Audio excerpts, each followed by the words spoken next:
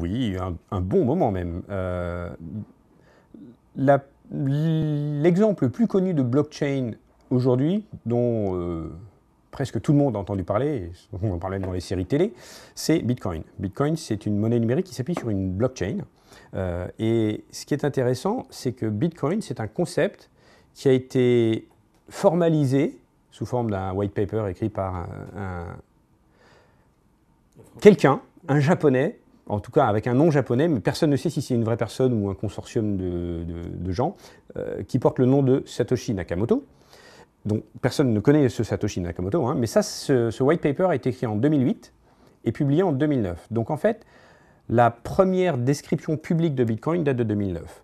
Les concepts qui conduisent à cette architecture utilisée par Bitcoin datent des années 90.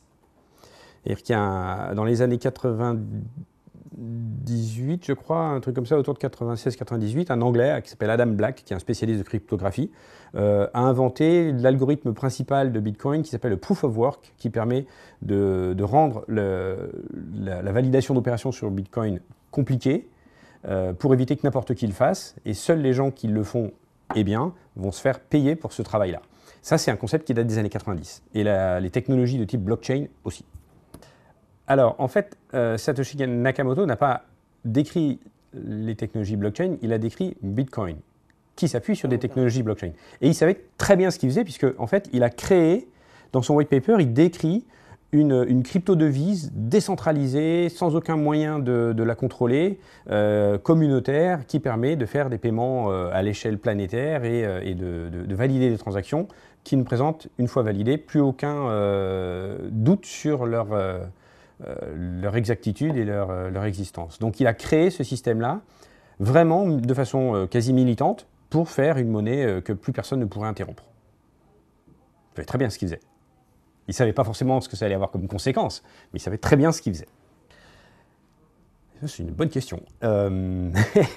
D'abord, il faut un certain temps pour que ça devienne communément utilisé, que suffisamment de gens l'utilisent, qu'il y ait une masse critique pour qu'on commence à en entendre parler. Et puis, il a fallu aussi probablement un certain nombre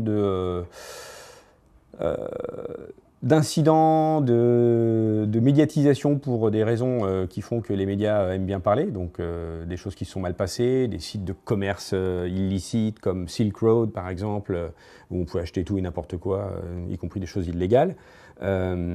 Et une fois que ça s'est apparu, eh bien, forcément, les médias ont commencé à en parler parce que c'était sulfureux, donc intéressant.